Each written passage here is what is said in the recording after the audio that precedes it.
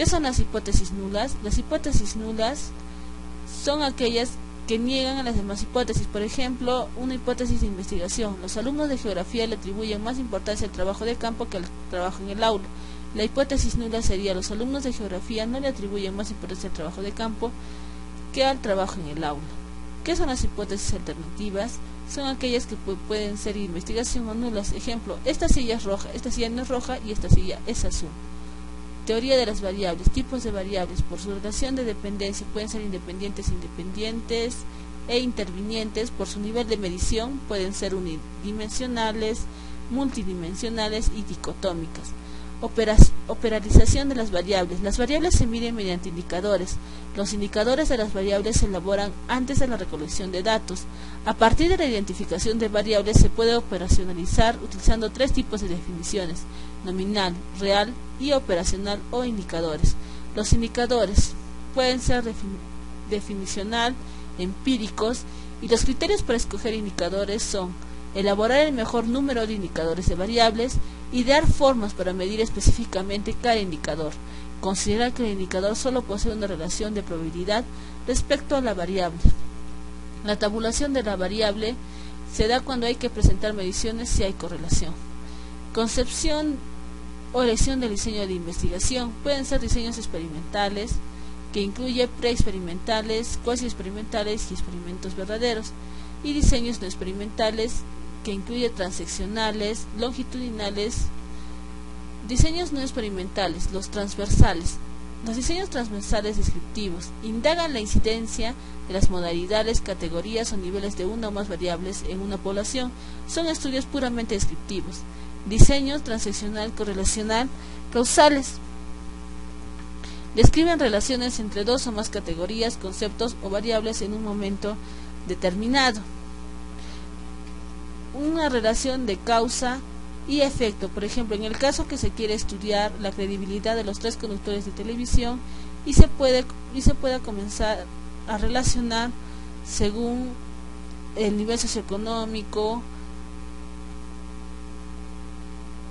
la credibilidad, el género, etcétera. Y diseños longitudinales de tendencia.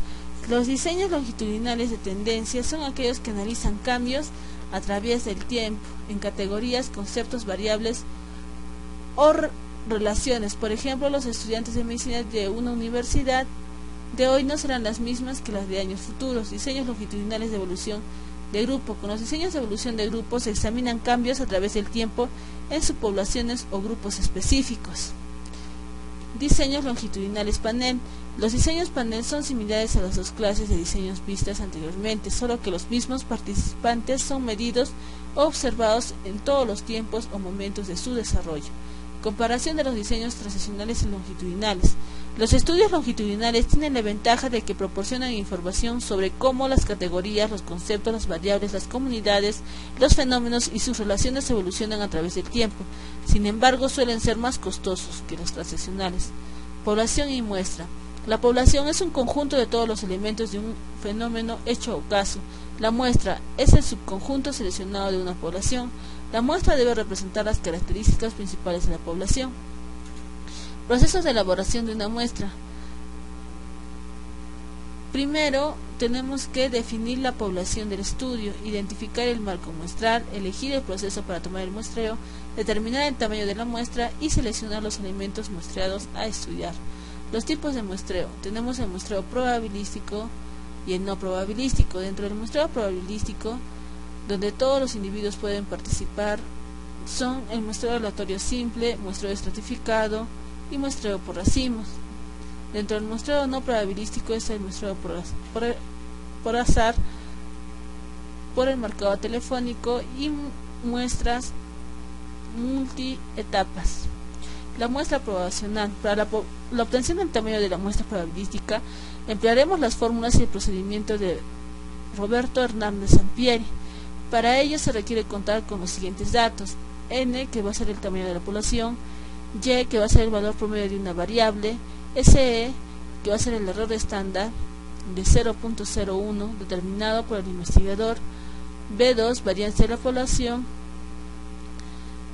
Su definición es el cuadrado del error estándar, y S2, que es la varianza en la muestra expresada como probabilística de ocurrencia, y límites de confianza o campo de probabilidad de aciertos, un 95%.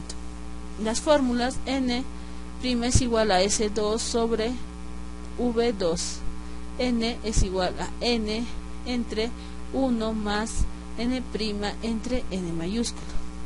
Con la finalidad de establecer el tamaño provisional de la muestra, nos da como resultado la cantidad exacta de la muestra. Aquí podemos observar un ejemplo de cómo se ha podido llegar, que la muestra va a ser 352. Requisitos: recolección de los datos cuantitativos. Requisitos que debe cubrir un instrumento de medición: la confiabilidad, la validez total y la objetividad. ¿Qué procedimiento se sigue para construir un instrumento de medición?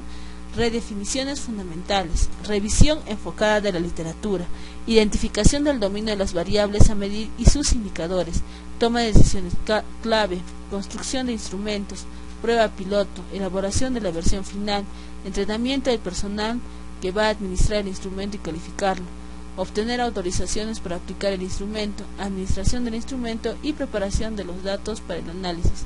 3 cuestiones fundamentales para un instrumento o sistema de medición: el tránsito de la variable al ítem. Por ejemplo, si tenemos la variable preferencia de actividad para salir con alguien de género opuesto, la dimensión va a ser actividad nocturna entre semana, actividad nocturna en fin de semana y actividad nocturna en domingo. Si tomamos el caso de la dimensión actividad nocturna entre semana, los indicadores serán la jerarquía de preferencias de actividades de lunes a jueves. Los ítems básicamente serán: 1. Salir a cenar a un restaurante, 2. Ir al cine, 3. Ir a un bar. Básicamente es cuál sería la actividad preferida nocturna para salir con el chico o chica que más te guste. La codificación es cuando se codifican todas las posibles respuestas, por ejemplo, no ve televisión 0, menos de 1 hora 1, 1 hora 2, más de 1 hora pero menos de 2, 3, etc. Niveles de medición. Existen 4 niveles de medición ampliamente conocidos. Nivel de medición nominal, como por ejemplo aquí tenemos el sexo, que puede ser masculino y femenino. Nivel de medición ordinal, que depende, como su propio nombre lo dice, de los números. Por ejemplo, en el caso que pongamos que el nivel ocupacional más importante en escala sería el ingeniero químico, 80 el científico de ciencias naturales, 60 el actor común. 3. Nivel de medición por intervalos, es cuando se da de un intervalo a otro y sin embargo este es constante entre cada instancia. 4. Nivel de medición de razón, en este nivel, además de tenerse todas las características del nivel de intervalos y aplicación de operaciones aritméticas básicas y sus derivaciones, el 0 es real y es absoluto. Ejemplo de estas mediciones serían las exposiciones a la televisión en minutos, el número de hijos, las ventas de un producto, los metros cuadrados de construcción, ingresos, presión arterial, etc. ¿Qué tipos de preguntas se pueden hacer? Se consideran 2 tipos de preguntas: cerradas y abiertas.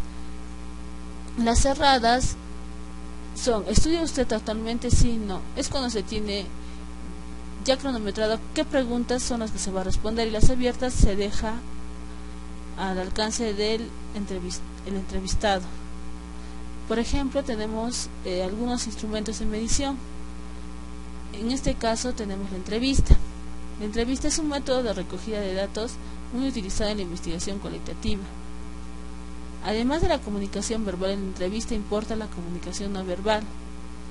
La observación científica consiste en un proceso sistemático, deliberado y selectivo.